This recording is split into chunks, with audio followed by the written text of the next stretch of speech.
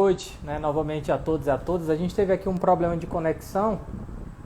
Já estou enviando aqui novamente o convite para o Dr. Arruda Bastos, para que a gente possa retomar aqui a nossa live.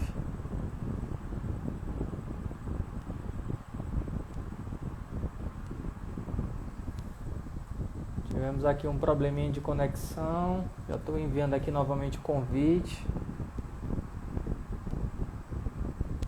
Vamos ver se ele consegue. Vamos aqui novamente, doutor. Deu um problema, uma queda de conexão aqui. Mas vamos novamente. Já lhe enviei aí a chamada. Esperar aqui o doutor. Pronto. Recebeu aí. Pronto. Agora vai, agora vai. Agora vai. Bom, doutor, como eu estava falando, a circunstância que o Brasil vive, ultrapassado na noite de ontem, mais de 312 mil mortes, um número assim alarmante, chocante, e que infelizmente a tristeza maior desse dado, dessa informação, dessas vidas, né, que foram perdidas, é que tende a crescer porque os recordes todos os dias aumentam, né? 3.600 mortes, 3.300, e ele não para de crescer. E eu queria, eu tenho aqui uma pauta com algumas perguntas, algumas dúvidas, mas antes eu queria que o senhor fizesse algumas considerações iniciais sobre o assunto e que o senhor fique muito à vontade para poder falar. É lamentável, né, Chiquinho Moraes, a situação que nós vivemos. Eu lembro daquela primeira live que participei com você, nós tínhamos uma expectativa de não chegar no dia de hoje, um ano depois, na situação que chegamos. Eu estou com os últimos números aqui, porque eu confio muito nos números divulgados pelo CONAS. O CONAS é o Conselho Nacional dos Secretários de Saúde, dos secretários estaduais. Durante o período que eu fui secretário, eu fui vice-presidente do CONAS. O CONAS é uma entidade muito séria, que congrega os secretários. Hoje está muito bem dirigido o CONAS, porque o secretário de Saúde do estado do Maranhão, do governador Flávio Dino, o Carlos Lula, é o presidente do CONAS. Ele tem atuado com muita transparência, tem divulgado sempre às 6 horas da tarde os números do dia. E eu vou dar para os seus internautas em primeira mão o que o Jornal Nacional só vai dar depois de 8h30 da noite.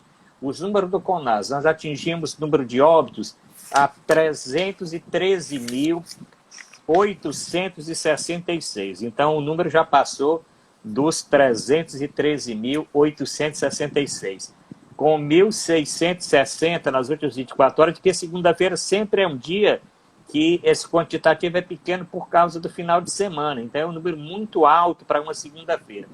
Casos confirmados, 39.927, que é também um número bastante alto para uma segunda-feira, elevando o total de casos no Brasil a 12.573.615. Então, para você ver o monumental problema que nós estamos vivendo hoje no Brasil. Estamos chegando a praticamente um Ceará e meio daqui a pouco. O Ceará tem 9 milhões de habitantes. Nós já estamos com 12.573.613 pessoas que testaram positivo. E estamos com 313.866, que é o quantitativo de habitantes de grandes cidades em todo o Brasil, grandes cidades. Então, lamentável que a condução da pandemia não tenha sido feita da forma científica, da forma correta, da forma responsável.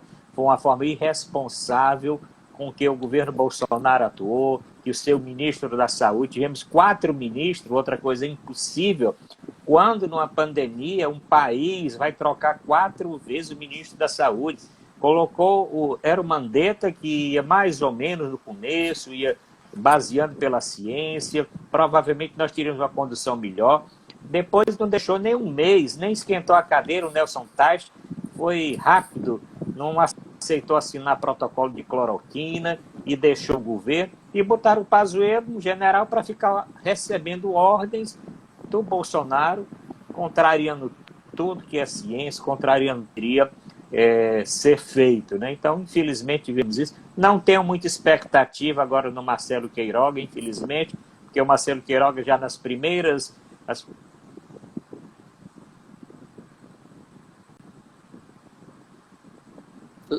O senhor está me ouvindo?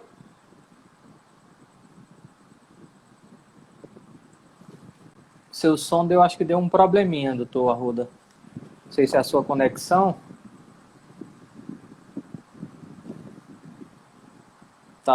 Não tá saindo o seu som aqui para mim.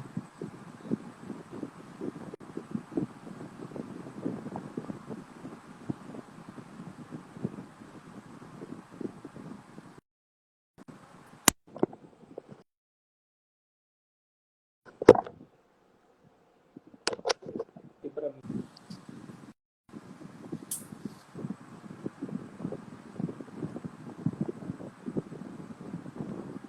Só me ouve?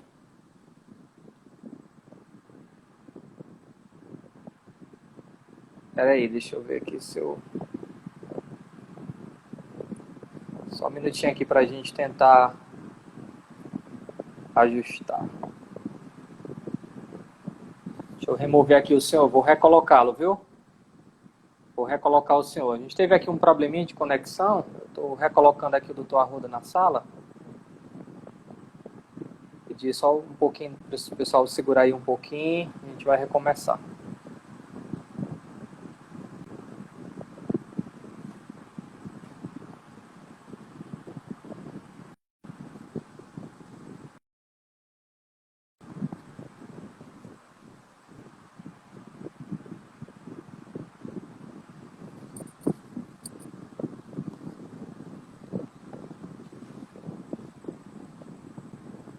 Já enviei aqui o convite para o doutor Arruda, só esperando ele aceitar. Pronto, estou... Novamente. Estou de volta. Eu não sei se o problema da internet é no Ceará todo, em Fortaleza todo, porque, né?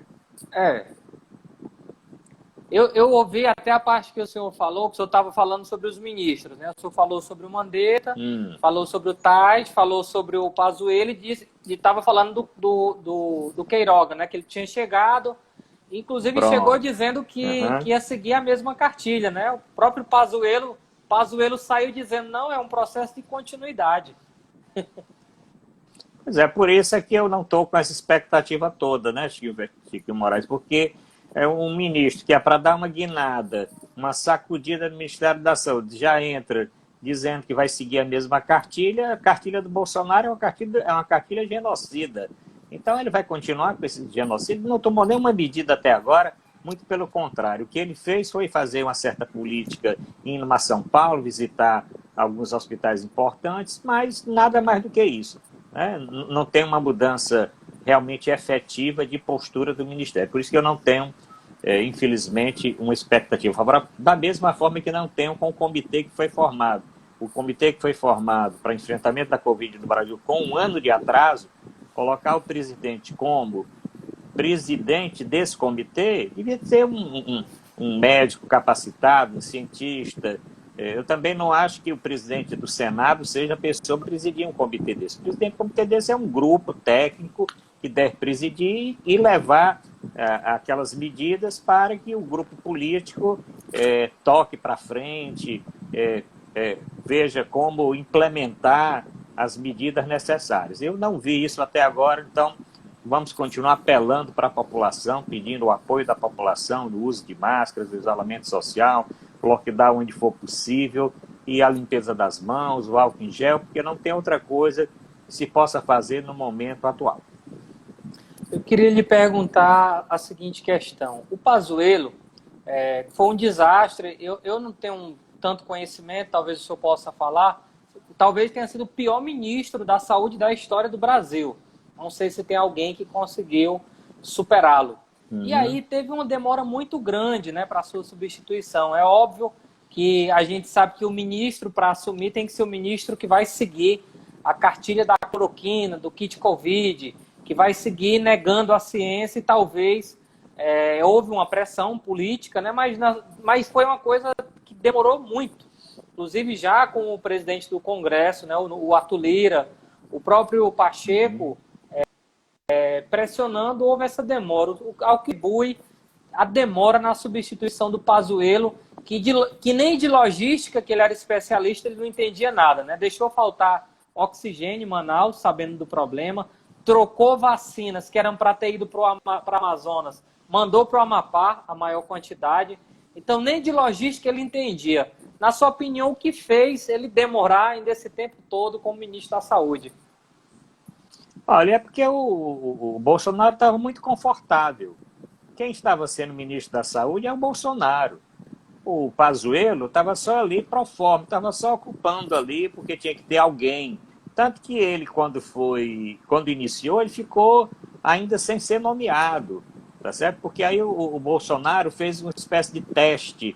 Vamos ver se ele vai seguir a minha cartilha. A mesma coisa que ele está fazendo hoje com essas mexidas. Tirando o Ernesto Araújo, os outros, ele está mexendo hoje, que todo mundo sabe que estourou agora à noite a quantidade de ministros que vão sair, e ministro também, talvez o comandante do Exército, ministro da Justiça, e etc, etc. Ele estava confortável. Tinha o Pazuello que ele ligava.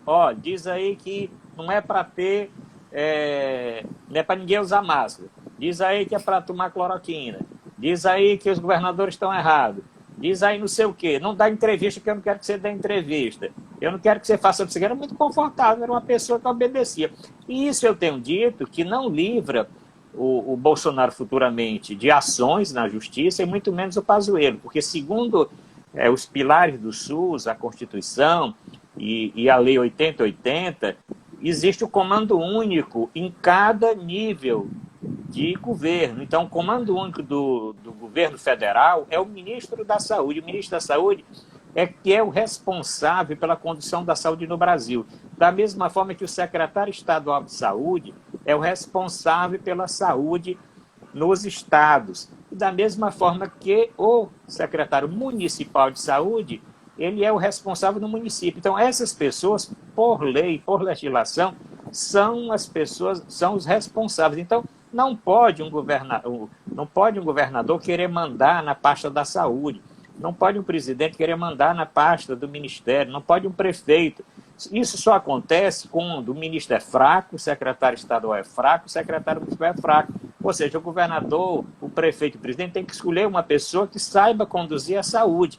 E pode dar alguma norma, alguma orientação política, alguma coisa, mas no dia a dia, na condução da saúde, quem é o responsável é exatamente o ministro e seu corpo técnico. O que aconteceu nesse período é que o ministério foi aparelhado com muitos militares, principalmente vindo do Exército, pessoas que não tinham a menor noção do que é o SUS, do que é o Ministério da Saúde. Eles aparelharam o ministério com esses militares, isolaram os técnicos de décadas no Ministério da Saúde, pessoas que passaram por vários governos, pessoas que não são políticos, são técnicos, e essas pessoas todas ficaram de lado. Quer dizer, a expertise, o conhecimento dessas pessoas podiam ter ajudado bastante no encaminhar da pandemia, na orientação. Essas pessoas foram totalmente deixadas de lado. Tá certo? E eu lembro, quando eu entrei na Secretaria da Saúde, nós vimos de um governo que era o governador Lúcio Alcântara, o governador anterior. E o Cid Gomes, quando ganhou a eleição, ele ganhou como candidato de oposição. Quando nós entramos na Secretaria da Saúde, lembro bem, eu e o João Ananias, nós mantivemos aqueles técnicos competentes nos postos chaves, porque não tinha por que trocar essas pessoas que são técnicas.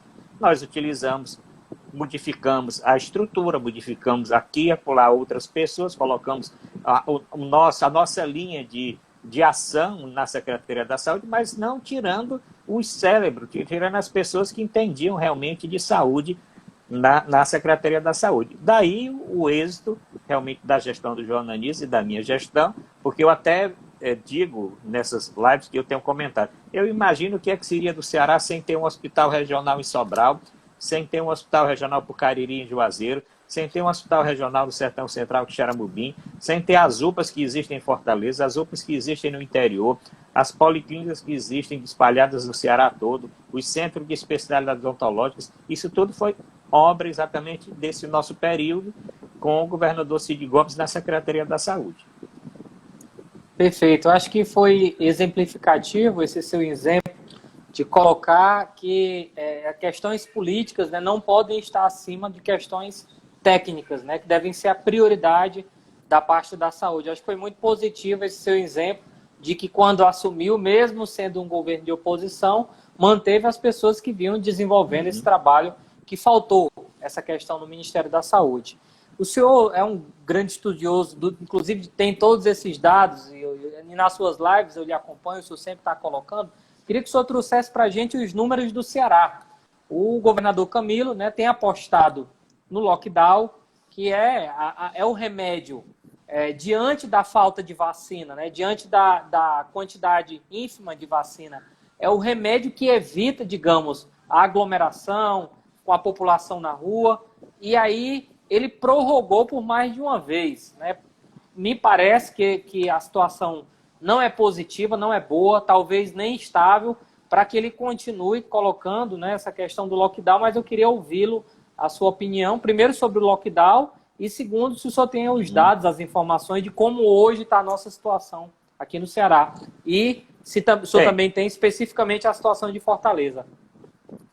Eu tenho os números aqui do Ceará, nós alcançamos hoje, segundo o IntegraSUS, e aí nós temos que louvar a transparência da Secretaria Estadual de Saúde, do Governo do Estado, que diariamente atualiza esses dados. Nós temos 13.724 óbitos aqui no Ceará desde o início da pandemia. Alcançamos casos confirmados 531.221, 17 óbitos nas últimas 24 horas. Isso também é muito alto para uma segunda-feira. Nós chegamos a ter mais de 40 na sexta-feira passada. Então é isso que ele está dizendo. Não tem outra solução, e o governador foi muito correto, a Secretaria da Saúde e o Comitê Estadual de Enfrentamento à Covid, ele foi muito correto em implantar esse isolamento mais rígido para todo o estado. Porque diferente da primeira onda, em que nós tivemos primeiro em Fortaleza, depois a região metropolitana, depois Zona Norte, depois o Cariri, no momento atual nós estamos tendo de uma mesma magnitude praticamente no estado todo, da mesma forma que estamos tendo no Brasil. No Brasil nós estamos tendo o Brasil todo vermelho, porque Norte, Nordeste, Centro-Oeste, Sul, Sudeste, todas as regiões estão um alto índice de casos e alto índice de óbitos. Por isso que esse número é tão alto, o número de óbitos está sendo tão alto, exatamente por causa disso, porque diferente da outra vez, que o Ceará ia melhorando, aí outro estado ia piorando. Devido a essa P1, porque eu também tenho dito nos programas que eu tenho participado, que eu considero que nós estamos vivendo não uma segunda onda ou uma terceira onda, nós estamos vivendo uma epidemia um pouco diferente, nós estamos vivendo uma epidemia pela variante P1, que é essa variante que foi gerada em Manaus, naquela época inicial, do início do ano, teve essa mutação, e essa mutação ela é mais infectante, ela acomete pessoas mais jovens, até porque os mais jovens não estão cumprindo tanto isolamento, e ela é mais sintomática, as pessoas têm mais sintomas, têm mais febre, têm mais dor, têm mais tosse, e elas procuram mais o hospital e ficam mais internadas, e como grande parte são jovens, ficam muito tempo internados, então os leitos ficam ocupados, não tem uma rotatividade, e nós estamos nessa situação do Brasil, que se nós formos contar para os estados, nós devemos ter aproximadamente 20 mil pessoas ou mais esperando leitos de UTI. Semana passada nós tínhamos no Ceará de 900 a 1.000 pessoas esperando UTI. Se nós formos ver a situação no Rio Grande do Sul, também estão mais de 1.000 pessoas aguardando leitos. Rio de Janeiro tem batido todos os recordes de fila de pessoas aguardando leito. Então nós temos pessoas em casa aguardando para ir para um posto de saúde, aguardando no posto de saúde para ir para uma UPA, aguardando na UPA para ir para uma enfermaria, e pessoas que estão em hospital, que tem até UTI, estão aguardando na enfermaria para um leito de UTI. Então é uma tempestade perfeita, é uma situação gravíssima, e os estados que adotaram como o Ceará esse isolamento mais rígido vão começar a colher os benefícios a partir desta semana. Nós já estamos sentindo isso na iniciativada nos hospitais das operadoras de plano de saúde. Nós estamos sentindo já uma diminuição, embora leve, um certo platô. Desde sábado, um certo platô. Vinha estourando o número de casos também na iniciativa privada, agora tem um certo platô. Nós precisamos esperar os números daqui até o final da semana, porque é quando termina esse decreto do governador, que foi prorrogado na semana passada, para sentir se essa medida de platô está chegando também no SUS. E nós vamos saber isso com o quê? Primeiro, número de casos positivos diminuindo, número de pessoas aguardando leite diminuindo, e número de pessoas procurando emergência dos hospitais no interior e nas UPAs também reduzindo. Aí o governador pode tomar uma atitude de tentar levemente, não uma forma abrupta, mas de uma forma lenta, ter algum tipo de flexibilização para alguns setores. Não acredito que vá ser abrido uma vez, porque nem na primeira onda teve isso, muito menos agora, que nós temos o quantitativo de pessoas internadas maior do que o ano passado. Nós, no momento, estamos com mais pessoas internadas em UTI, mais pessoas internadas em enfermaria, mais pessoas aguardando leitos no estado todo. Então, não é uma situação fácil para você abrir a economia. Então, eu digo aqui só para concluir, foi acertadíssima a posição do governo. Eu sei que isso muitas pessoas criticaram, mas criticaram sem aqueles que são ideologicamente ligados ao governo federal por não entenderem que não existe um medicamento, não existe outra coisa para você tentar cortar. O que nós fizemos há 15 dias atrás, nós vamos começar a colher agora. O que fizemos agora, vamos colher daqui a 15 dias, porque não é de imediato. Muitas pessoas dizem, olha, então o lockdown não está resolvendo, porque nós estamos aumentando o número de pessoas esperando o leito. Olha, não é agora, é uma redução depois de 14 dias. Se nós não tivéssemos tomado nenhuma atitude, nós estaríamos aqui no Ceará igual o que aconteceu no Amazonas no começo do ano, sem oxigênio, sem kit de intubação, sem leitos de enfermaria, sem leitos de UTI, e as pessoas morrendo em casa sem nenhuma chance de terem um atendimento. Então, nós só não estamos muito ruim, mas nós só estamos mais ainda por causa dessas medidas. E Fortaleza, doutor Arruda Bastos, você tem as informações, os dados, como é que nós estamos aqui na capital? Tenho. Fortaleza. Em Fortaleza a situação também é essa de expectativa para ver se nessa semana nós atingimos esse platô, né? Fortaleza nós temos uma incidência de 5.921 casos, né? Nós estamos com 158.070 casos confirmados. A situação de Fortaleza é mais ou menos a situação das grandes cidades do Ceará, né? Nós estamos com esse problema em Sobral, mais ou menos no pé que nós estamos em Fortaleza. Juazeiro do Norte também estamos tendo a mesma coisa na região do Cariri. Cidades menores, mas também grandes, como Itapipoca, que eu tenho acompanhado de perto, a situação em Itapipoca, precisou o governo do estado, junto com o prefeito Felipe Pinheiro, e eu dei essa minha colaboração, porque eu estou assessorando a secretaria de lá. Nós abrimos um hospital que estava fechado há muitos anos e já colocamos 50 leitos para funcionar. Mesmo assim, nos últimos dias, esses leitos continuam lotados. Então, nós temos pessoas esperando leitos em praticamente todas as regiões do estado. E todas as zonas, em todas as macro-regiões do estado, nós temos pacientes aguardando. Temos que aguardar só os números dessa semana, sentir se realmente agora, essa semana é uma semana curta, porque tem aí a Semana Santa. Eu acho que essa semana nós vamos ter um crescimento no isolamento, e aí temos que pedir a conscientização das pessoas, que agora, quinta-feira santa, sexta-feira santa, sábado, não é para ninguém viajar, sábado de aleluia, que as pessoas gostam às vezes de viajar para o interior, que não é momento realmente de ter essas viagens, e aí o isolamento que está na casa de 40% a 50%, e aí as pessoas até perguntam, mas doutor Arruda, por que o isolamento não chega no nível do ano passado? Porque esse fechamento agora, esse isolamento, ele é menor do que o do ano passado. O ano passado, você lembra bem, as indústrias também fecharam. Só funcionavam aquelas indústrias essenciais, super essenciais. O comércio fechou e as indústrias também fecharam.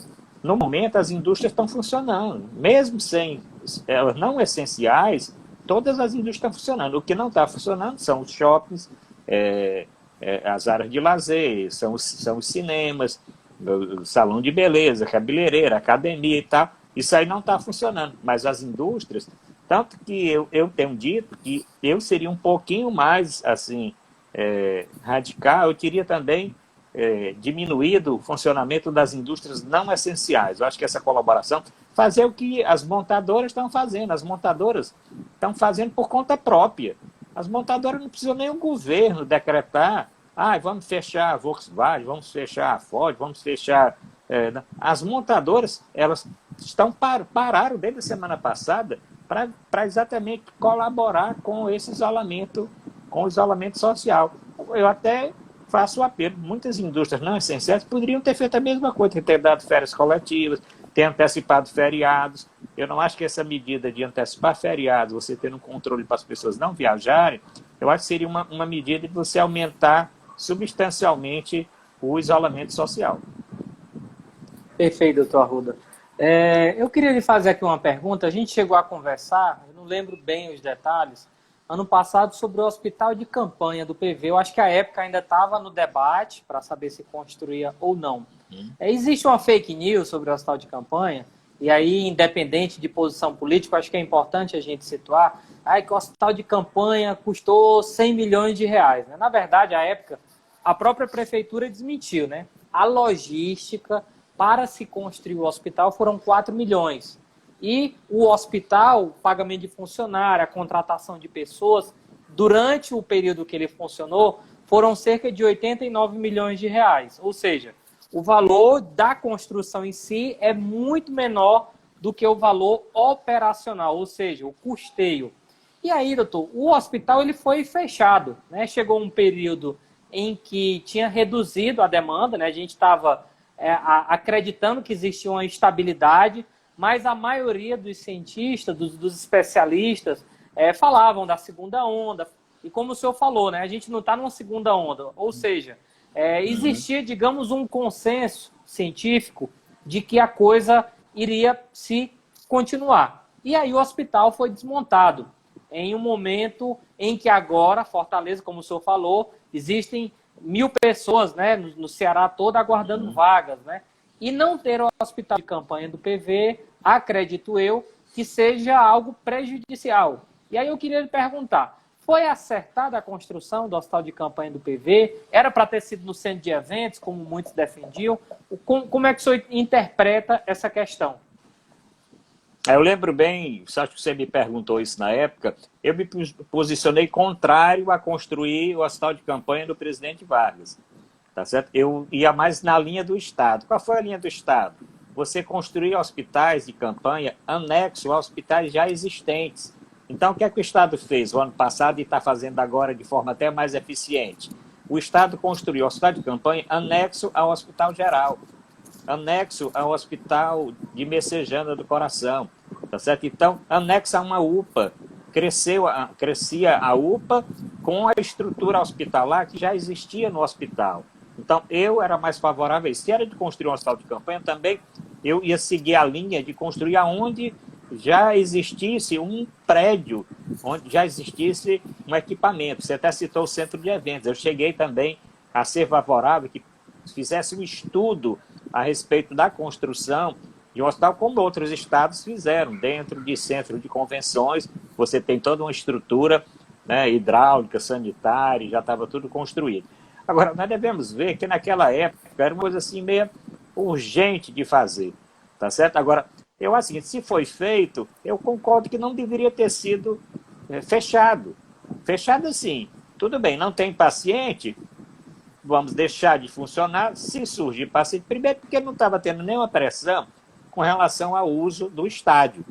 O Castelão está dando conta, ninguém está querendo o presidente Vargas agora, nessa pandemia, até mesmo porque até o futebol já deveria estar também suspenso os jogos aí, ou reduzido ao mínimo possível, porque é uma coisa que eu também não entendo. Como é que você é para isolar e tem um segmento funcionando, né?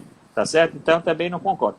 Mas o estádio poderia ter aguardado um pouco, não precisava ter despesa nenhuma, porque você deixava de manter um contrato com a organização social que fazia a gestão, porque é importante falar, e eu sou professor dessa área lá na Unicristo, de gestão em saúde, nós temos equipamentos que são geridos pela iniciativa, pela administração direta. Qual o caso dessas ampliações que o Estado do Ceará fez em Messejana e no Hospital Geral? Esses dois hospitais são geridos pela administração direta.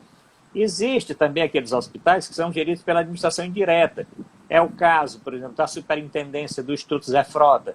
Quer dizer, o Frotão, o IJF, ele é uma superintendência. O Instituto Zé Frota não é administrado pela administração direta, a administração indireta está prestando um grande serviço, inclusive agora crescendo novamente os leitos para a Covid.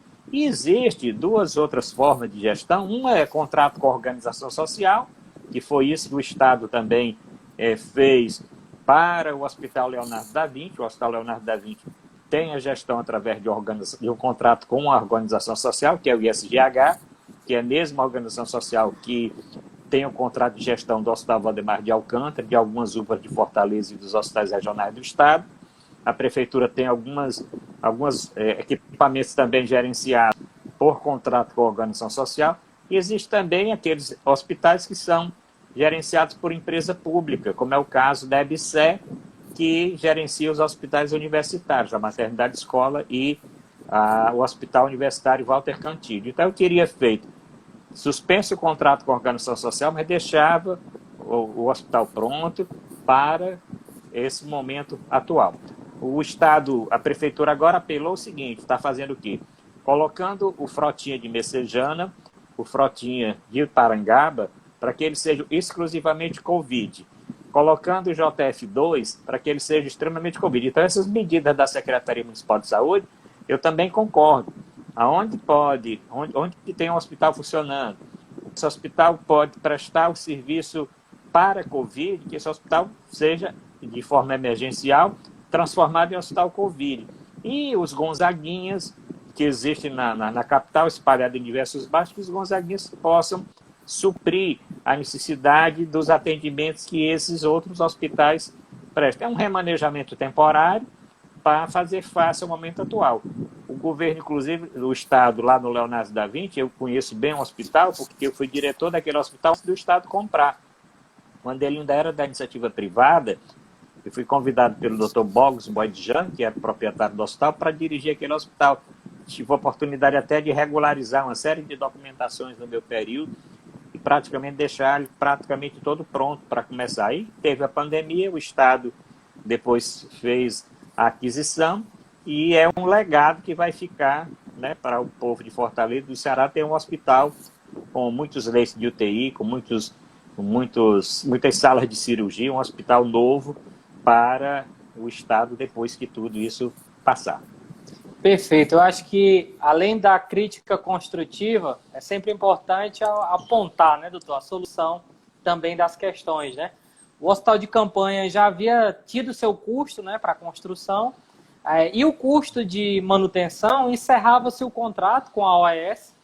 Ele poderia ficar ali, digamos, em stand-by, né, já que não estava tendo tanta demanda, mas não haveria a necessidade de desmontar um hospital que já havia sido construído e que, inclusive, poderia ser utilizado para desafogar os municípios que uma maioria absoluta não tem leitos de UTI, né? Então, acho que, já que foi construído, né, como o senhor apontou, né, o ideal era que tivesse utilizado o anexo, né, de UPAs, de hospitais e talvez até postos de saúde de grande complexidade, ou seja, existiam condições, né, para que evitasse a construção do hospital de campanha do PV. Uma vez construído, o ideal era que ele ficasse ali em stand-by e, se fosse o caso, entregue à administração direta ou indireta para que tomasse conta, vencido o contrato com a OAS. Eu não sei, doutor Arruda, se o senhor assistiu ontem o Fantástico, e uma das matérias que chamou a atenção, inclusive criou uma grande repercussão nas redes sociais, foi o kit Covid, né? A quantidade de pessoas tomando o kit Covid, azitromicina, hidroxicloroquina, ivermectina, inclusive pessoas chegando a tomar 10 comprimidos por dia. Teve no Paraná 3 pessoas que morreram por fazer a inalação recomendada por uma médica da cloroquina. Em outro caso, transplante de fígado em 3 estados pelo uso elevado dessa documentação, em alguns casos, inclusive, sem prescrição médica. Eu queria que o senhor analisasse primeiro esse kit Covid e a forma, né, como alguns médicos vêm tratando de forma banalizada essa questão desse kit Covid. Esse kit Covid é também responsável por esse genocídio. É uma exatamente das ferramentas utilizadas pelo Bolsonaro, pelo ministro Pazuello, e que os dois ministros que saíram, o Nelson Teich e o Mandetta, não aceitaram levar isso à frente. E eu considero que o Conselho Federal de Medicina também tem sua responsabilidade, eu tenho dito isso, tem tido repercussão, e eu não tenho medo de dizer, eu estou dizendo consciente, o Conselho Federal de Medicina, que incentivou o uso desses medicamentos de forma velada, não fez exatamente a crítica, como a Associação Médica Brasileira agora, que está com a direção nova, já semana passada divulgou uma nota solicitando o banimento desse kit Covid. Esse kit Covid prejudica em todas as pontas, tudo que você pode imaginar. Por que ele prejudica? Isso que você falou, que são medicamentos que são tóxicos para o fígado, que levam a alteração cardíaca, como é o caso da cloroquina e da hidroxicloroquina, e a ivermectina, principalmente para o fígado. E nós estamos tendo pessoas que estão chegando mais graves no hospital, exatamente porque já vêm com doenças acarretadas, causadas por esse medicamento, tá certo? E também muitos que já chegam mais graves no hospital porque ficam aguardando que esses medicamentos tenham um efeito milagroso que eles realmente não têm. Então, olha aí como é grave. Você está tomando um remédio que não tem comprovação científica e fica tomando em casa porque o Bolsonaro mandou. E você vai complicando e complicando quando você podia já estar no hospital. Quando você chega no hospital, já ir direto para a UTI. Já está com uma série de complicações. E os pacientes, quando saem da UTI, graças a Deus, conseguiram vencer a Covid e não conseguem vencer a hepatite medicamentosa e nem as alterações que o medicamento deu. Então, é uma irresponsabilidade enorme. Todos os trabalhos científicos, desde o ano passado até se admitia que, como uma medida salvadora, como nós não tínhamos trabalho científico, nós usávamos qualquer coisa para tratar as pessoas, era aquilo totalmente desconhecido da doença. Você pegava qualquer coisa que surgisse, mas depois que os trabalhos científicos mostraram, confirmaram, todos os trabalhos seríssimos, feitos em instituições reconhecidas, trabalhos publicados em grandes revistas internacionais, colocando que ivermectina, azitromicina, hidroxicloroquina, cloroquina não tem nenhuma ação, muito pelo contrário. Trabalhos agora estão demonstrando que esses pacientes que tomaram isso são os pacientes que estão tendo o maior número de óbitos nas UTIs. Isso foi feito agora aqui no nosso vizinho, no Rio Grande do Norte. Tem um trabalho científico que foi publicado aqui no Rio Grande do Norte mostrando exatamente isso, que a quantidade de pacientes que estão falecendo, uma grande parte ficou tomando cloroquina, hidroxicloroquina, esse kit Covid em casa, estão morrendo mais do que os outros. Então, para quem está assistindo o seu programa, quem vai assistir agora, que está assistindo ao vivo, quem vai assistir depois o vídeo que você vai salvar e vai ficar disponível para qualquer pessoa assistir, não façam isso. Se você começa a apresentar sintomas, e os sintomas já são clássicos, conhecidos. Se você está com febre, você não tem febre, começa a apresentar febre, começa a apresentar tosse, uma tosse que não passa. Você começa a sintomas de gripe, é coriza, é dor de garganta, tá certo? E depois, se você tem alguma falta de ar, por menor que seja, você tem que ir realmente para a unidade de saúde. Você tem que ser examinado logo para começar o oxigênio, para começar o tratamento de suporte, para ser acompanhado, fazer os exames, ver se você tem algum risco de complicar, se você precisa usar o anticoagulante, se você precisa usar em alguma etapa da doença o corticoide, porque o que nós descobrimos com a doença? Nós descobrimos que a doença tem várias fases. Tem essa fase inicial que tem esses sintomas, depois tem uma fase inflamatória, depois tem essa tempestade inflamatória, depois tem a destruição dos órgãos, principalmente o pulmão, a pneumonia causada pelo coronavírus. Então, já existe. Cada fase dessa tem um acompanhamento, e nenhum desses sequências tem hidroxicloroquina prescrito, nem tem ivermectina, nem tem nada disso, em nenhuma área dessa aí. Você tem que acompanhar e o médico vai dizer, você está apresentando uma alteração no seu exame ligada à parte da coagulação do sangue, eu preciso usar aqui um anticoagulante para você. Aí vai usar. Você está apresentando muitos sintomas, eu preciso diminuir um pouco essa defesa do seu organismo, está causando um malefício à doença. Então, eu preciso usar um pouco aqui de corticoide. Eu preciso aumentar um pouco o oxigênio, eu preciso colocar aquele capacete Elmo, que é uma outra coisa que foi feito por cientistas cearenses e que foi aprovado na Anvisa. E hoje todo o Brasil, todo mundo está usando o capacete Elmo, que foi produzido aqui no Ceará, que a Esmaltec está fabricando e foi aprovado, tem já aprovação da Anvisa. Você infelizmente vai precisar fazer uma intubação, tá certo? Então, tem essas fases. E você ficando em casa, você não vai saber. Você não tem realmente como saber o que é que vai usar. Usar o que o outro Bolsonaro mandou, usar o que o vizinho botou. Então, infelizmente, alguns médicos que são negacionistas, infelizmente, eu digo que isso é até uma coisa impossível, porque o médico, o profissional de saúde, ele é formado na ciência. Nós aprendemos desde o básico, desde o início, a respeitar a ciência. Nós somos formados lendo trabalhos científicos, trabalho feito pelos grandes cientistas do mundo. Como é que nós vamos concluir o nosso curso e ser negacionista? Não dá para entender uma coisa dessa. Pior ainda, como é que uma entidade que nos representa, ou pseudamente diz representar os médicos, porque eu não considero que o Conselho Federal de Medicina me represente, tá certo? Porque eu, sendo formado na ciência, como é que eu posso ser negacionista? Não acredito no vírus, não acredito em vacina, acredito em medicamento que não tem comprovação científica. Então isso é uma coisa, um absurdo, é uma dança do sei lá o quê, um cachorro doido, uma coisa assim que não tem. Essas pessoas vão pagar muito caro, porque nós, da Associação Brasileira de Médicos e Médicos da Democracia, que estamos hoje espalhados em todo o Brasil, estamos preparando as nossas ações na Justiça contra o Conselho Federal de Medicina, contra esse período da Associação Médica Brasileira, contra quem agiu exatamente nessa linha negacionista e causou tanto mal ao Brasil. Contra o ministro Pazuello, não interessa se ele está na ativa, se ele deixou, se ele não é mais ministro, e principalmente contra o presidente da República, Bolsonaro, que é o grande responsável por exatamente fazer tudo o contrário do que é certo. Tudo o contrário do que é certo. Não usar máscara, está usando agora porque o Lula começou a usar.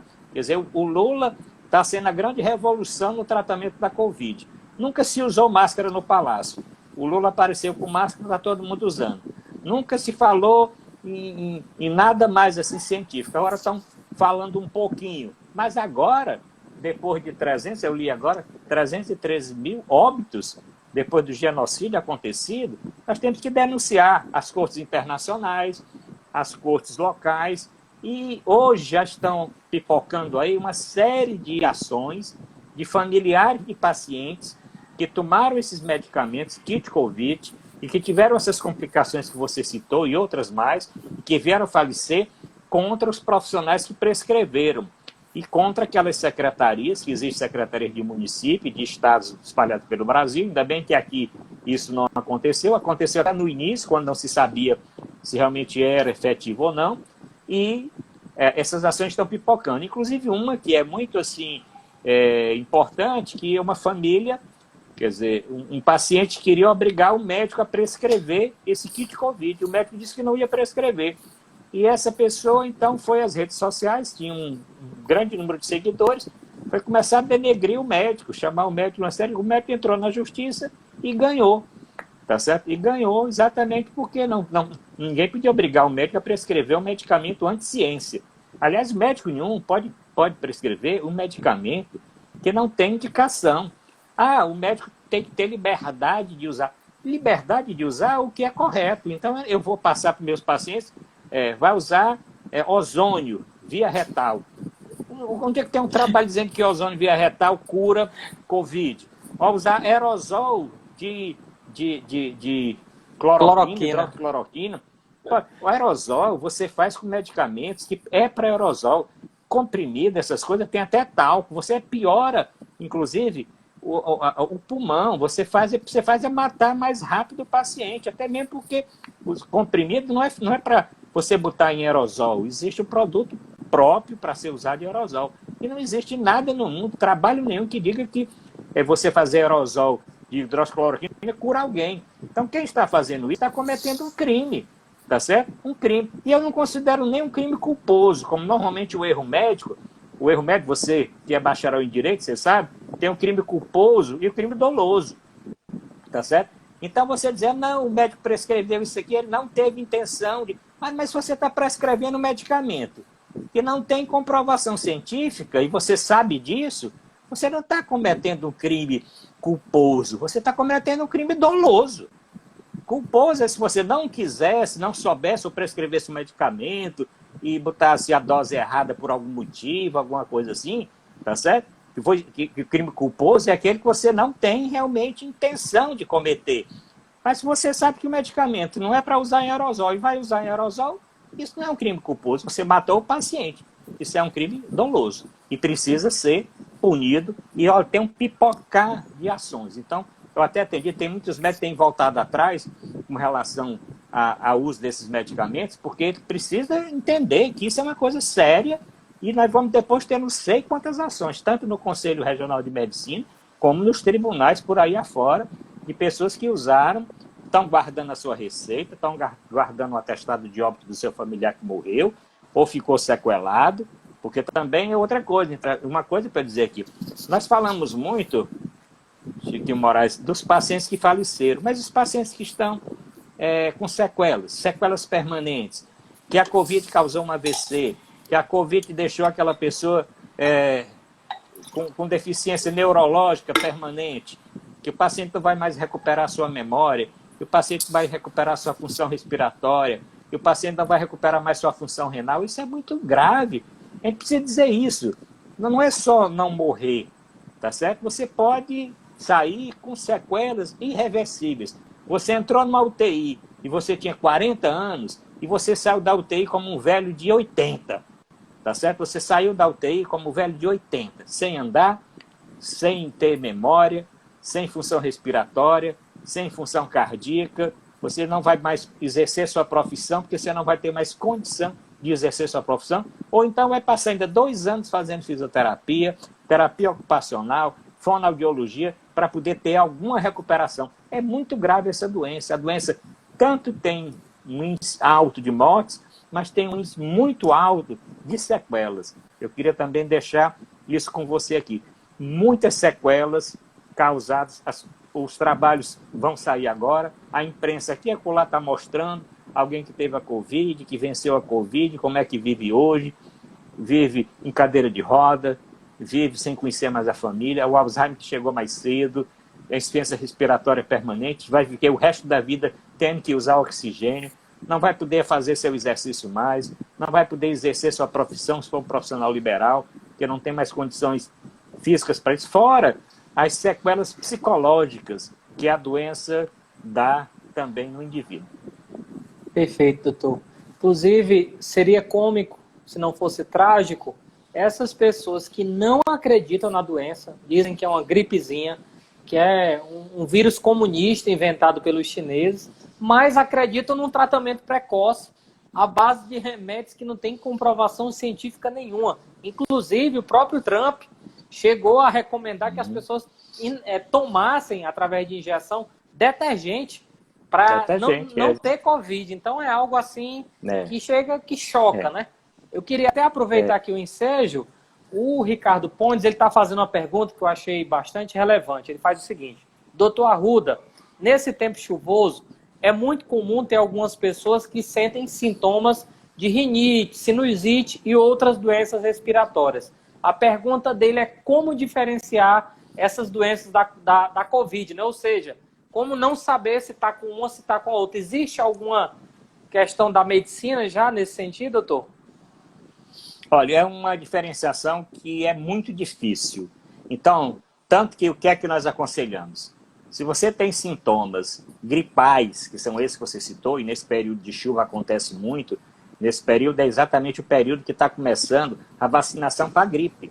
A vacinação para a gripe vai começar, se não fosse essa vacinação da Covid, que nós vamos falar daqui a pouco, essa vacinação da gripe estaria iniciando agora, tá certo? Então, se você tem sintomas gripais, o que é que eu aconselho? Trate como se fosse Covid. E como é tratar como se fosse Covid? Se é leve, você vai ter repouso absoluto, vai ingerir bastante líquido, vai procurar se alimentar de forma mais reforçada e vai aguardar se você vai apresentar uma febre mais alta, se você vai apresentar uma dor de garganta mais forte, uma coisa diferente do que você apresentava anteriormente quando tinha uma simples gripe. Porque no início fica muito difícil você... tanto que o que é que nós aconselhamos? A pessoa que tem sintomas gripais tem que ser isolada. Isolada em casa, não pode ir ao trabalho, tem que ficar afastado, até que seja esclarecido se ali é uma virose por Covid ou uma virose por algum outro vírus. Se é uma gripe comum. Não dá para ter essa diferença nos primeiros dias. Muitas das vezes, quando a Covid começa, já é muito chapada, ou seja, a febre é mais alta, a dor na garganta é muito grande, a dor no corpo também, a tosse é muito persistente, e você já não, isso não é gripe, eu nunca tive gripe desse jeito. Isso aqui é Covid. Agora, muitas das vezes, uma pessoa que é um pouco mais resistente ou um pouco mais jovem, os sintomas são mais leves, mas a Covid também pode cursar com sintomas leves. Então, o melhor é se prevenir e tratar como tal. Observar um dia, 2, liga para a empresa que está com esses sintomas, você depois leva a declaração do médico, um atestado. A empresa também tem que aceitar que a empresa é interessada e que alguém não transmita para os outros funcionários a Covid, porque essa P1 ela é muito infectante. Uma pessoa que fique 15 minutos numa sala com 10 pessoas vai infectar todas as 10. Tá certo? Então deve ficar isolado. Então não tem muita diferença. A diferença é muito pouca. Trate como se fosse, acompanhe mais uns dias. Se 2, 3 dias ficar totalmente bom, tá certo? Então aí você pode. Se tiver condição de fazer o exame, o RT-PCR deve ser feito do 3º ao 5º dia. Se você for à unidade de saúde, hoje não está tão complicado de fazer, já teve muito mais complicado de fazer. Você faz o RT-PCR, que é aquele do cotonete, tá certo? Fica em repouso. Agora, é mais preferível que alguém fique em casa e depois confirme que aquilo era só uma gripe, do que a pessoa sair transmitindo Covid por aí. Perfeito, doutor. O senhor falou anteriormente das sequelas, né, deixadas pela Covid. A Aline Girão, ela pergunta se a Covid ela pode acelerar outras doenças, né? Creio que, sei lá, pessoas que tenham diabetes ou algo do gênero, a Covid de alguma maneira possa acelerar para fazer com que essas comorbidades possam a pessoa vir a falecer ou ter algum tipo de acometimento. Olha, sem dúvida, Chico Moraes, sem dúvida, porque inclusive as pessoas que têm comorbidade são consideradas do grupo de risco. E elas realmente têm muito mais chance de complicar e as complicações complicarem as suas doenças também. Aliás, tem muitas pessoas saindo da Covid diabéticos. Eles entraram na Covid sem ser diabéticos e saíram sendo diabéticos. Porque o vírus também, ele infecta o pâncreas. E ele pode lesar as células que produzem insulina e o paciente ser um diabético depois permanente. Nós temos não sei quantos pacientes que tiveram Covid e que agora estão diabéticos. Como temos aqueles pacientes que tinham diabetes, entraram na Covid e ficaram mais diabéticos ainda. Aqueles idosos que estavam com o comecinho de Alzheimer, era um Alzheimer que era lentamente progressivo, ou seja, ele ia ali com aqueles sintomas de Alzheimer, perdendo aquela memória mais recente, sem conhecer as pessoas, mas era uma coisa lenta, não tinha nenhuma deficiência motora, fazia sua alimentação direitinho e tal. Entraram na Covid, saíram como se a doença tivesse acelerado 4, 5, 6 vezes. É como eu estou dizendo, você entra na doença com 40 anos e sai com 80. Você entra com 40 e sai com 60. Você nunca sai da forma que entrou. Então aí o cuidado é não entrar na doença, evitar realmente a contaminação.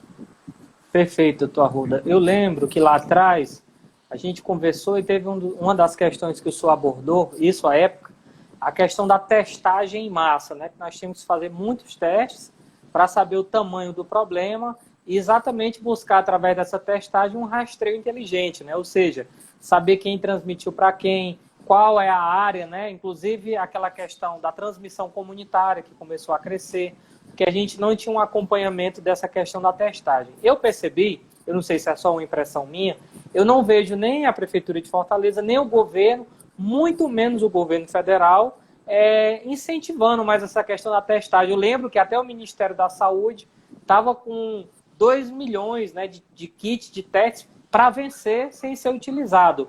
A política de testagem, doutor Arruda, foi abandonada no Brasil? Olha, não foi incentivada pelo Ministério. O Ministério colocou de lado essa política, é outro genocídio, o que contribuiu para o genocídio também foi isso.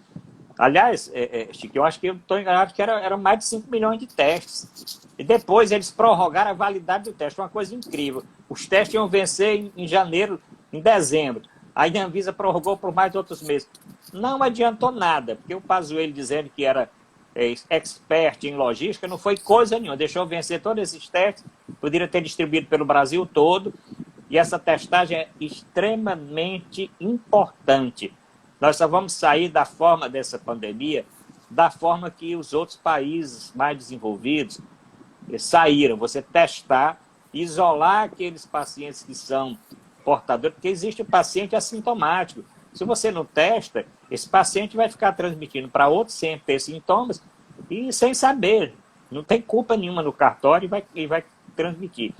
Nós temos que incentivar que essa testagem, principalmente agora, nessa fase que nós vamos sair, para auxiliar nas medidas do governo de relaxamento, nós precisamos saber quantas pessoas estão testando positivo, não só aqueles sintomáticos, também aqueles assintomáticos.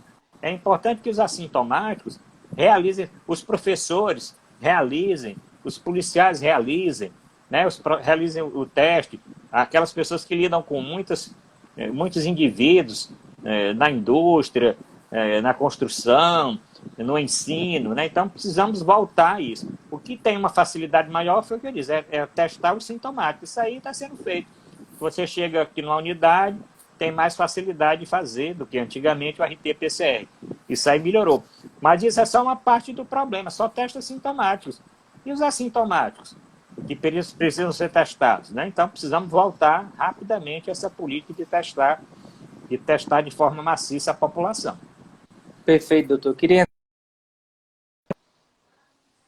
ontem, o Brasil havia vacinado 7,32% da população com a primeira dose, 15.504.363 pessoas, e a segunda dose, 4.699.147 pessoas, representando 7,32% da população brasileira, e o Ceará vacinou 7,12% da população. Esse número, naturalmente, deu uma crescida, mas o que choca é que a gente não vacinou sequer 10% da população, inclusive, foi até, é cômico, para não ser trágico, o presidente da República dizendo que o Brasil ele fala a quantidade em números absolutos que engana qualquer pessoa, né? Poxa, mais de 15 milhões de pessoas estão vacinadas, mas quando a gente compara com a população, é um número ínfimo comparado, por exemplo, ao Chile, que já vacinou 35%, 40% da população. Então, eu queria que o senhor analisasse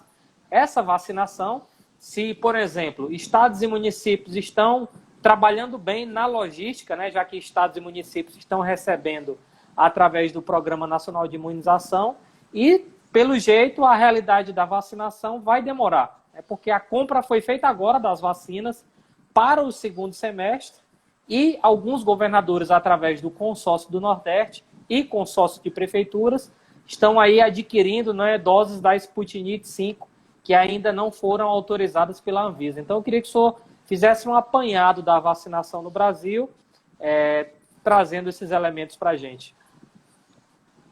Bom, tem vários aspectos aqui, Chico Moraes. Primeiro aspecto, realmente o governo errou em não ter adquirido essas vacinas ainda em maio do ano passado, tá certo? Porque fazer como os outros países fizeram. Você só podia prever que esses grandes laboratórios, que esses grandes cientistas mundiais não iam fazer uma vacina, não ia ter tanto investimento para fazer uma vacina que não tinha eficácia e eficiência. Era impossível se pensar nisso. Tanto que as grandes farmacêuticas, todas elas tiveram suas vacinas aprovadas. Todas elas. O Brasil perdeu tempo porque o Ministério e o presidente da República era contra a vacina. Ele era um anti-vacina, tá certo? Negacionista contra a vacina, só falava mal das vacinas. Não apoiou o Butantan, não apoiou a Coronavac, não apoiou comprar Pfizer, colocou dificuldade em todos os aspectos. Esse percentual é muito pouco. Nós não vacinamos ainda nem o primeiro grupo dos profissionais de saúde e nem dos idosos. Nós estamos chegando aqui idosos de 68 anos agora, 68 anos, vão passar para 67 essa semana. E de forma lenta. O Ceará, principalmente Fortaleza, quando descentralizou a vacinação como se faz normalmente no dia D de vacinação, para os postos de saúde, além dos drive-thru, além do centro de eventos e esses outros locais de vacinação, nós conseguimos, nesse final de semana, vacinar 18 mil pessoas num dia, 16 mil pessoas no outro, 38 mil no fim de semana. Aí sim, nós aceleramos. Porque nós temos costume no Brasil de, no dia D, de vacinar milhões de pessoas. O dia D de vacinação contra a poliomielite, nós vacinamos milhões de pessoas no mesmo dia. Então, eu também acredito que poderia ter sido melhor, mesmo as doses ainda não no quantitativo normal, mas chegou a dose, é para no mesmo dia você distribuir e vacinar tudo que for possível. Principalmente agora, que não tem mais de você guardar a segunda dose. A orientação é, chegou a vacina, faz a primeira dose, porque a segunda dose vai chegar. E eu acredito que vai chegar mesmo, porque os insumos estão chegando com um pouco mais de facilidade. Tem muitos insumos que chegaram para o Butantan. O Butantan hoje está liberando 50 milhões de doses. A Fiocruz deve liberar também, vai produzir 12 milhões. Não vai dar, o problema é que não vai dar para quem precisa ser vacinado. Nos Estados Unidos hoje já saiu uma orientação, já tem data para vacinar pessoas acima de 18 anos. Toda a população adulta nos Estados Unidos ela vai ser vacinada. Aqui está longe da gente ter isso. Nós precisaríamos ter aqui 420 milhões de doses de vacina. Tá certo? Então, nós estamos longe de ter isso. Vamos ter longe. Isso aí talvez no segundo semestre, no fim do ano, se chega. Mas pelo menos esses grupos prioritários, avançar nos idosos, mais de 60 anos, e os profissionais de saúde. E aqui também, eu tenho uma coisa, não é só o profissional de saúde que está na linha de frente. O profissional de saúde, ele atende o paciente e não sabe que o paciente ele não pode não estar na linha de frente no hospital, mas ele está numa clínica, por exemplo. Ele está no laboratório. Como é que nós temos que saber se aquele paciente não está com Covid? Se consultando com aquele médico, ou sendo atendido por aquele enfermeiro, ou com aquele técnico. Tá certo? O profissional de saúde, ele tem um risco alto de contaminação. Ele é prioridade. Então, acho que todos os profissionais de saúde, independente de estar na linha de frente, eles têm que ser vacinados. E todos os idosos acima de 60 anos. Então, vamos torcer que isso corra logo. E os trabalhos que estão saindo estão provando que a vacinação está sendo eficaz. Por quê? Um trabalho que saiu recentemente em São Paulo mostrou que os idosos acima de 90 anos, que já tinham tomado 2 doses, estão internando menos. Eu tenho um trabalho que eu mesmo faço, e eu fiz esse trabalho recentemente como diretor de um hospital, perguntando como é que estava isso. Ele diz, olha, Arruda, no ano passado, na altura dos acontecimentos, nós tínhamos 41 médicos afastados de quarentena por Covid. E eu perguntei, e hoje você tem quanto? Ele disse, nenhum. Eu não tenho um médico hoje afastado por Covid. É claro que aqui e acolá nós temos notícia de colegas nossos que têm falecido. Ele tomou a primeira dose e adquiriu a doença entre a primeira e a segunda dose. Ele tomou a segunda dose, mas não adquiriu a doença antes dos 14 dias. Então, isso acontece, que eu tenho sido questionado. A vacina não é eficaz, não é eficiente, porque pessoas tomaram 2 doses. Aí você tem que ver, quando tomou a segunda dose, será que não já estava doente, 14 dias atrás? Quando adquiriu a doença, será que foi antes dos 14 dias depois? Porque eu quero dizer isso também para você aqui, para os seus ouvintes, para os internautas. Olha, você que está tomando a vacina, você faz aquela festazinha. Tomei a vacina, é bom fazer aquela festa, porque a primeira dose sempre é muito bom. Você quer um começo da sua imunidade. Agora, não vá cair na gandaia, porque isso não está lhe dando segurança nenhuma você tomar a primeira dose. Aguarde a segunda dose e a das 14 dias depois da segunda dose, aí você pode dançar à vontade. Você faz aquela festa porque tomou a primeira dose, mas não vai deixar de se isolar. O que está acontecendo é o seguinte, a pessoa toma a primeira dose e acha que a primeira dose já dá essa liberdade. Não dá. A primeira dose é você voltar para sua casa, e se você pode ficar isolado, você ficar aguardando a segunda. E se você tomar a segunda dose, aguardar 14 dias. Aí você pode dizer, agora eu estou vacinado. Tá certo? Mesmo assim, tem que continuar usando máscara, porque você pode estar vacinado, tá certo? Mas você pode transmitir. Não tem um trabalho ainda concreto dizendo que você não pode transmitir depois de vacinado. Você pode não adquirir a doença, mas você transmitir a doença. Então, máscara, nós vamos passar ainda muito tempo com máscara. Vamos nos acostumando, e nós vamos ficar usando máscara aí para esse ano todo, talvez uma parte do ano que vem. quando tiver alguma aglomeração, alguma coisa, alguma festa, todo mundo vai com a sua máscara. Se tiver uma gripezinha leve, não sai de casa ou fica usando máscara. Esse vai ser o normal daqui para frente, tá certo? Que é o que, principalmente na Ásia, nós observamos isso muito, na China, no Japão, nós observamos que as pessoas estão com algum sintoma respiratório, estão usando máscaras, né? Tem alguma aglomeração maior, está se usando máscara também, né? Isso vai ser uma normal daqui para frente. Agora, com relação à vacina, é isso. Vacina pouca, mas tem que se acelerar ao máximo. Não podemos ter aquele prefeito, eu não vou usar tudo, porque se eu usar tudo, eu não vou ter mais para usar. Esse é um pensamento idiota. Se você recebeu 100 vacinas, dê 100 vacinas no outro dia, cedinho logo. Chame 100 pessoas do grupo de risco, vacine as 100. Não vai esperar, eu vou esperar porque eu dou 10 agora, 10 semanas aqui, dois dias depois. Não. Chegou a quantidade de vacina, despeja a vacina na praça logo em quem é do grupo prioritário. E aqui eu parabenizo mais uma vez o governo que ele lançou esse sistema informatizado, a plataforma para você se registrar, se cadastrar. E aí eu quero fazer um apelo. O governo até prorrogou agora até o dia 11 de abril. Quem não fez o cadastro, não interessa se você tem 18 anos, se você é profissional de saúde, se você é idoso, o cadastro é para todas as pessoas com mais de 18 anos. Então, se você tem mais de 18 anos, entra na página, entra no site lá, no aplicativo, vacina lá, vacina já e tal, entra lá, faz o seu cadastro, você fica lá cadastrado.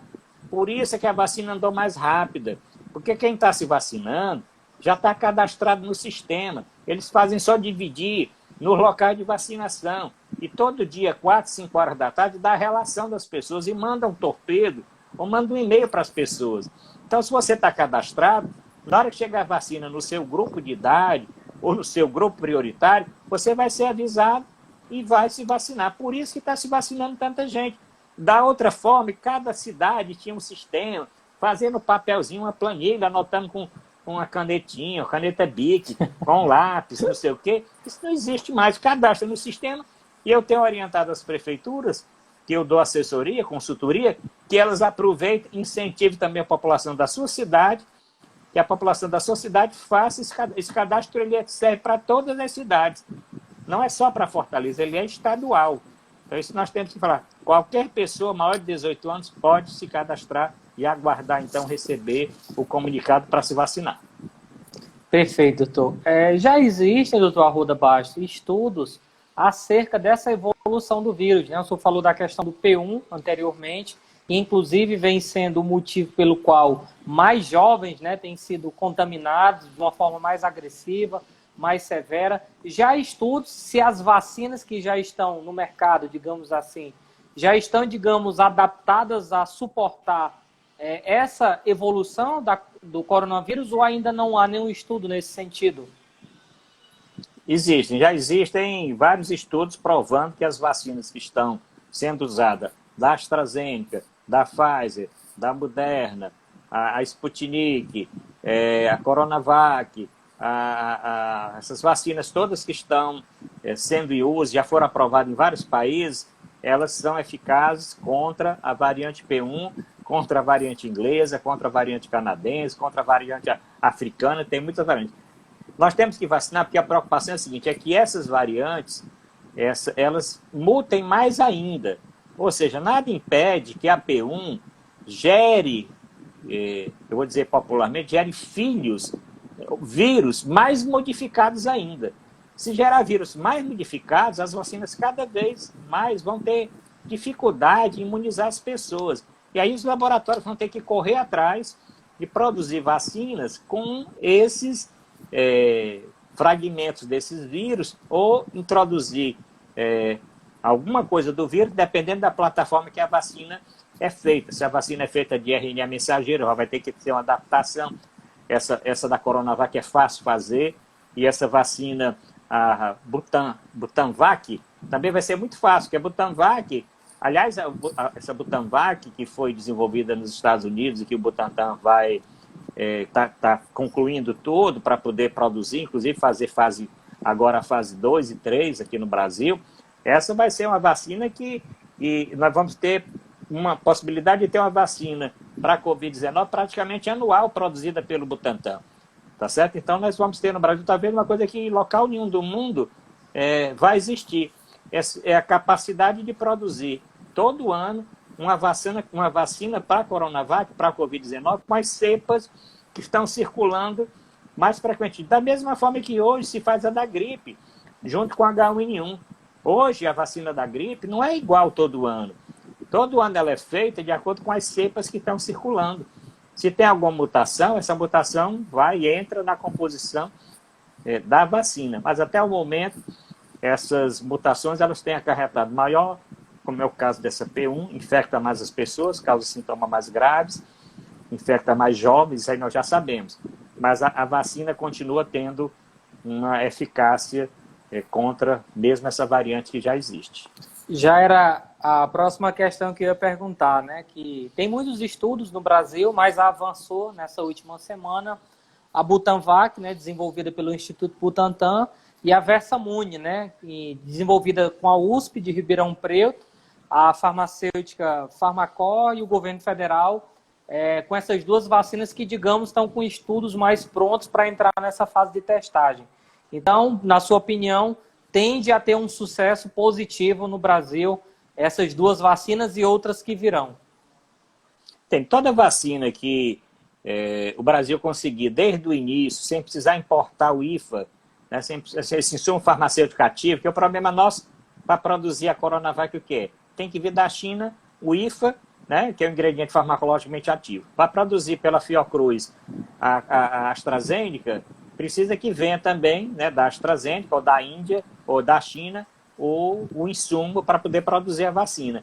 E nós, com essas duas vacinas brasileiras, nós vamos ter o nosso insumo aqui. Não vamos precisar importar insumo de canto nenhum. E o Butantan tem muita experiência em fazer esse tipo de vacina. Por isso que esses americanos, as pessoas estranham, mas como é que esse grupo americano, lá de Monte Rei, lá da universidade, não sei o que, cedeu a patente para o Butantan fazer? É porque eles sabem que o Butantan tem capacidade de fazer, de testar e de produzir essa vacina muito rapidamente. É uma vacina que vai ser super barata, tá certo? É uma vacina barata que o Brasil pode exportar, inclusive, para países menos desenvolvidos. Então, agora, é claro, isso vai chegar quando a pandemia causou todo esse estrago. Isso poderia ter chegado antes. Se nós tivéssemos incentivo científico, nós temos umas 15 vacinas sendo estudadas no Brasil. Por que o Brasil não colocou recursos, os empresários também, não colocaram recursos nesses centros para que eles estudassem mais rapidamente as vacinas? Nós teríamos tido condição de já estar bem mais avançado. Porque agora nós vamos começar com essas outras fases. E outra coisa, a Fiocruz também é lenta. A Fiocruz não tem por que não autorizar o Butantan prosseguir o estudo da vacina. Não tem também como dificultar que a universidade lá de São Paulo, que pertence à USP, Ribeirão Preto, também prossiga seus estudos. Tá certo? Isso tem que ser uma coisa para ontem. Um dia a mais que demore, piora. Né? Então tem que incentivar, porque tem que correr, porque essa outra fase não vai requerer tanto um grupo maior de pessoas, mas a fase 3 vai precisar ter 20 mil, tantas mil pessoas. É claro que vai ser mais rápido, porque como já tem um grupo vacinado pela Coronavac, você pode fazer, inclusive, um estudo duplo cego, né, entre uma vacina e outra. Vai ser mais fácil você ter um resultado e depois ter a aprovação da Anvisa. Então, nesse aspecto, eu tenho uma perspectiva boa. Agora, até essa vacina chegar, nós temos que tomar essas medidas que nós falamos no começo. Perfeito, doutor. Essa questão dos estudos, né, eu acho que é por isso que a ciência ela é importante e deve ser o guia de qualquer ministro, secretário, presidente, governador e prefeito. Nós estamos vendo aí as experiências internacionais, né? Barcelona realizando show com 5 mil pessoas, inclusive todo mundo testado, vão ser acompanhados por 14 dias, né, para ver o resultado, né, dessa experiência. A Austrália realizou um evento com 70 mil pessoas, Nova Zelândia fez um show com 30 mil pessoas, que foram os países, né, que logo fizeram as primeiras medidas, né, inclusive com lockdown severo, para que eles conseguissem, né, ter um resultado positivo hoje. Como é que o senhor vê essa experiência internacional? E aqui no Brasil, se houver algum estado, algum município que, digamos, tenha agido melhor na pandemia ou não tem, digamos, um exemplo aqui no Brasil de estado ou município e a experiência internacional, como é que o senhor enxerga?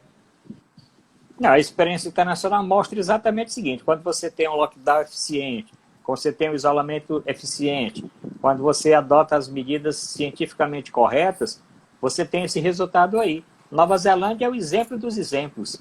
Morreu muito poucas pessoas lá, já está voltando, voltou a economia há muito tempo, está voltando exatamente isso, tem testagem para quem quiser fazer e o governo incentiva que faça, né? Eu tenho dito que em termos de regiões que agiram corretamente, o Nordeste agiu muito mais correto do que Sudeste, Sul do país e Centro-Oeste. Eu não falo nem do Norte, que o Norte foi essa dificuldade toda, tanto no Amazonas, como no Pará, como em outros estados ali da região Norte.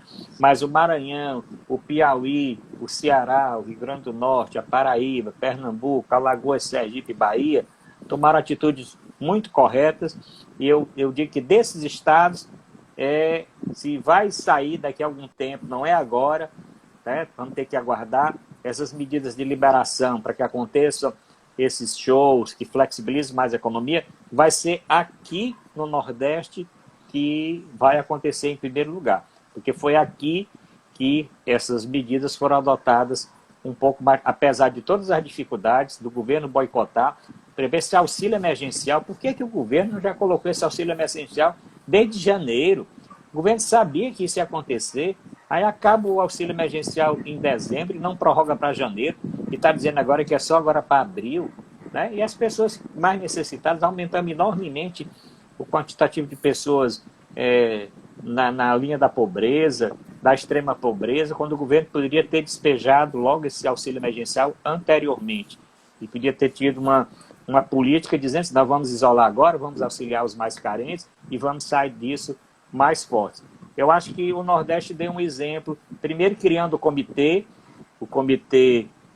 de enfrentamento da Covid, que foi um comitê que teve todos os estados, agora liderando principalmente a Bahia, o Ceará, já comprando a Sputnik, né, para reforçar exatamente o quantitativo de vacina. O Ceará está adquirindo 6 milhões, quase 7 milhões de vacinas, Bahia também, Maranhão também, uma quantidade, para garantir que as pessoas tenham vacina com mais facilidade, não dependam só dessas importações do governo federal, que são incertas.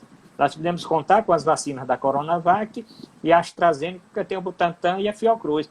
Mas as outras vacinas, que agora que assinaram protocolos de compra, ninguém sabe. A Sputnik, sim, que o governo também fica boicotando, tá certo? Se é uma vacina que já está sendo usada no mundo em vários locais, já está sendo usada na Argentina, foi usada em Chile e outros países, e não tem usada na Rússia, e não tem nem efeito colateral, ninguém sabe de nenhum trabalho que prove que ela não seja eficaz e eficiente. Por que essa cisma de não autorizar? Se tem até um laboratório brasileiro que também está interessado em produzir, então isso devia ser autorizado com mais facilidade, não tem porquê. E só não está mais difícil, Chico Moraes, porque o Congresso aprovou leis obrigando que a Fiocruz tenha um tempo X para autorizar, tá certo? Autorizar as vacinas. Então, o consórcio público dos prefeitos, e aqui eu estou vendo que vários prefeitos estão assistindo o seu programa, eu quero mandar um abraço aqui para o Baturité, que eu estou vendo, que o prefeito assinou, com o de Aracoiaba também, e outras cidades, eles aprovaram esse consórcio e assinaram, tá certo? É um exemplo, né? Está aqui o Weber Limota, é um exemplo de um prefeito que assinou, como também lá o Felipe Pinheiro, como também o Tiago Campelo de Aracoiaba, que eu conheço bem. Esses correram, assinaram o protocolo, entraram dentro desse consórcio e vão receber as vacinas, tá certo? Então, é a forma de colaborar para que nós tenhamos um resultado bem satisfatório agora com a vacinação. Deixa eu lhe fazer aqui duas perguntas numa só. O Dudu está perguntando aqui, que está assistindo a gente. Eu creio que sim, mas eu prefiro que o senhor responda. Se a vacina, né, contra a Covid deve entrar no nosso calendário, né, independente depois da pandemia, né, deverá entrar. A segunda questão, para o senhor responder de uma vez só, existe pressão política na Anvisa para barrar essas vacinas, para segurar? O que é que o senhor acha? Bom, primeiro é o seguinte, eu não tenho a menor dúvida que a vacina vai entrar no calendário vacinal. Da mesma forma que a H1N1 entrou, porque essa pandemia ela vai acabar, mas a doença vai permanecer. Surtos vão continuar acontecendo. Para você diminuir esses surtos, é necessário que a população continue vacinada. E como a maioria dessas vacinas, não existe ainda um trabalho, o tempo que ele leva a imunidade das vacinas, mas nós sabemos que pela doença nós vamos tirar as vacinas. As vacinas vão ser um pouco mais longo esse período de imunidade. A doença nós sabemos que é muito fugaz. Pessoas que adoeceram ano passado já estão adoecendo de novo, né? Porque a imunidade foi 6 meses, 8 meses. Então, muito provavelmente, essas vacinas elas vão dar uma imunidade também de 1 ano, 2 anos, vai precisar ter reforço. Além da necessidade de a vacina ser novamente produzida com o vírus, a cepa que está circulando e que é dominante, né? Com relação à Anvisa, melhorou um pouquinho, como eu falei, com essas leis. Mas no início foi muito difícil. Todo mundo sabe, para que fosse aprovado aí a Coronavac, a dificuldade que teve, né? Dificuldade que teve. Aquele boicote que foi feito a São Paulo, né? Principalmente porque o governo não queria que o Dória lançasse a vacina primeiro, toda aquela ingerência política. Depois, com a pressão popular, com a pressão dos governadores, dos prefeitos, e os casos começaram a crescer bastante, aí melhorou um pouco. A Anvisa tem grandes técnicos. O problema não são os profissionais, os técnicos. O problema é quem coloca como diretor. É a diretoria que faz com que ande mais rápido e ande mais lento, né? Tá certo? Ande mais rápido ou não, tá certo? Doutor, a gente viu aí em Minas Gerais, né, inclusive pegando aqui um gancho de um comentário seu anterior, nós temos uma parte do empresariado brasileiro, e aí eu não falo aqui dos pequenos empresários, dos microempreendedores, eu falo dos grandes empresários. Existe um baronato que ele é contra essas medidas, é contra o lockdown, inclusive o próprio velho da Havan, né, chegou a vender alimentos nas lojas dele para conseguir abrir, praticando esse tipo de crime, e nenhum deles, se ofereceu. Até eu vi, a única que eu vi, aí eu também não posso, eu não cheguei a ver todos os detalhes, mas a única que se movimentou foi a Luísa Trajano, no sentido de incentivar a não demissão das pessoas e uma campanha pela vacinação, inclusive ela coloca até setembro. Mas tirando ela, eu não vi outros grandes empresários nesse movimento. E a gente viu na semana passada um grupo de empresários e políticos que compraram vacinas de forma clandestina, né? A Polícia Federal está investigando para saber se foi contrabando, né? Se veio de fora, ou foi comprado aqui dentro do Brasil, se vacinando de forma clandestina, pagando R$600 numa única dose da vacina. Como é que o senhor enxerga esse movimento dessas pessoas nesse momento que o Brasil, que as pessoas estão morrendo, eles se vacinando às escuras, sem comprar e doar para o SUS, como já é permitido? São criminosos, né? Criminosos, porque se tem uma lei que já foi aprovada que diz o seguinte: o empresário que comprar vacina doa inicialmente para o SUS até que o SUS vacine todos os grupos de risco. Depois que vacinar todos os grupos de risco, 50% das doses vão para o SUS e 50% fica para o empresário. Aplicar na sua família, nos seus funcionários, isso já está definido. Se uma pessoa burla essa lei, ele é um criminoso. Então a Polícia Federal faz muito bem e está investigando da forma que foi feita, já apreendeu celulares, apreendeu computadores, tem uma relação de 50, 60 pessoas, são criminosos que devem pagar por isso. Agora, depois que a lei foi aprovada, esse mesmo velho da Havan, com aquele diretor daquele da curso Wizard, de línguas, né? Da Wizard. Pois é, com o grupo de línguas querendo mudar a lei. Não, eu quero já dividir meio a meio quando eu comprar. Mas a lei já existe, então existe uma lei, compre, faça essa doação. Os seus funcionários também vão tomar vacina. Se os seus funcionários tiverem mais de 60 anos, se eles forem portadores de comorbidades, eles vão tomar vacina em primeiro lugar. Você compra logo aí 5 milhões de vacina, 4 milhões de vacina, dá para o Ministério da Saúde acelerar a vacinação dos grupos de risco. Depois você compra, dá a metade e outra metade você faz o que você quiser. Agora, antes disso, quem fizer diferente é um criminoso e merece ser punido, processado e preso. Porque é dessa forma que deve se agir com o criminoso. Se o criminoso tem a lei dizendo que você tem que comprar e tem que doar, Aí você compra, bem clandestinamente, e vai tomar numa garagem, tá certo? E agora fica dizendo que não tomou, todo mundo viu, tem vídeo, tem computador, tem tudo mostrando, tá certo? E agora querer mudar a lei, por que mudar a lei? Compre, dê para o Ministério, acelerar a vacinação, isso até até marketing social, né? Por que você não faz isso?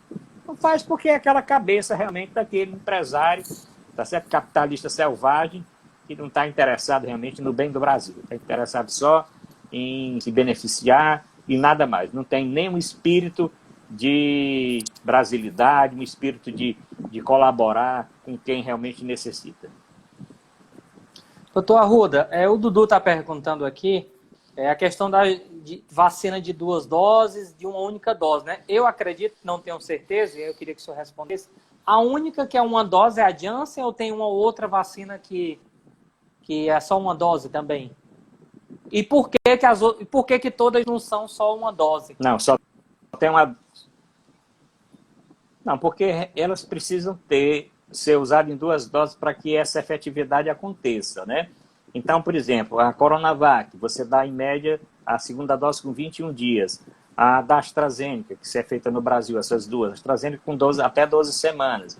Essa da Janssen, que o Brasil entrou no protocolo para adquirir, é que ela é só uma dose, tá certo? E até é bom que seja 2 doses para ter esse reforço, tá certo? Inclusive, muitas vacinas provavelmente vai ter uma terceira dose com a possibilidade de ter já alguma alteração, né, pegando uma cepa nova, essa cepa que está circulando, né? Então, esses laboratórios eles já estão estudando, talvez, vacina que tenha uma terceira dose modificada para reforçar com relação a esses vírus mutantes. Perfeito. A Aline está perguntando aqui que o marido dela está em quarentena e ela está falando que já fez o swab e deu negativo, né? Ela está perguntando se deve fazer o sorológico. Eu prescreveria para fazer o sorológico, às vezes tem falso negativo, tá certo? Faz o sorológico, é uma forma de confirmar. E ele deve continuar realmente isolado, porque não é porque um exame deu negativo, se você está com toda a sintomatologia, a clínica é soberana. Importante fazer o exame sorológico também. Bom, doutor, o senhor já respondeu aqui todas as minhas perguntas, a pergunta dos nossos convidados. Eu queria novamente te agradecer pela sua participação, pela brilhante aula. Esse vídeo vai ficar gravado, né, para que todo mundo possa assistir, vai ser colocado também no YouTube. Queria passar para as suas considerações finais e pedir, né, para que o senhor, usando a sua experiência, né, médica, para que as pessoas fiquem em casa, quais os cuidados, né, elas devem tomar, porque infelizmente a situação está muito difícil. Bom, eu que agradeço, Gil Moraes, grande prazer participar do seu programa, ver que a internet aí, mensagens muitas, e vai ainda ter muito compartilhamento no YouTube, no próprio Instagram. Fica aquele conselho para os seus internautas. Quem pode ficar em isolamento social, aguente mais um pouco. Quem pode ficar em lockdown, melhor ainda, só saia no extremamente necessário. Quem não puder, tome todos os cuidados, leve seu álcool em gel, use máscara, se puder 2 máscaras, ou se puder uma máscara de melhor qualidade, tá certo? Mas lave bem as mãos, chegue em casa, tenha aqueles mesmos cuidados, deixar seu calçado do lado de fora, e tomar um banho, tirar sua roupa, só depois ir abraçar os filhos, abraçar a esposa abraçar o pai e tal. Esses cuidados que valiam para o ano passado continuam valendo para agora, tá certo? Então, lavar as mãos frequentemente, usar o álcool em gel, usar máscara, o isolamento social, todos esses cuidados é o que existe de fundamental. Não use negócio de kit, remédio milagroso, não acredite nisso, que não existe remédio milagroso. Apresentou sintomas, os sintomas agravou um pouquinho, não precisa agravar, esperar que piore muito. A febre persistiu, a tosse persistiu, vá na unidade de saúde, vá no posto de saúde, vá no programa de saúde da família, receba a orientação que os médicos já estão bem experientes em acompanhar esses casos, vão saber acompanhar, pedir o exame indicado, porque não adianta você fazer um exame fora do prazo. Tem para cada tipo de exame para Covid, tem um prazo ideal. Você deve fazer o RT-PCR no 3 a 5º dia, depois fazer a sorologia depois do 10º dia. Tudo tem seu tempo. Siga a orientação da ciência. E se o seu médico está contra a ciência, procure outro. Esse é o meu conselho final. Se o seu médico, mesmo médico antigo, está com você há muito tempo, e ele começa a prescrever coisa que não está em bula de remédio, que você vê que ali é uma coisa de negacionista, ou contra a ciência, não fique não, porque daqui a pouco ele vai prescrever uma barbaridade, você não vai ter mais nenhuma segurança. Procure outro. Existem muitos profissionais qualificados, que estão muito experientes, que estão na linha de frente, muitos que têm o melhor para dar nesse momento de grande dificuldade. Fica aqui a minha solidariedade para esses quase 320 mil brasileiros que faleceram, fora aquela grande quantidade de pessoas que estão hoje sequeladas pela Covid-19.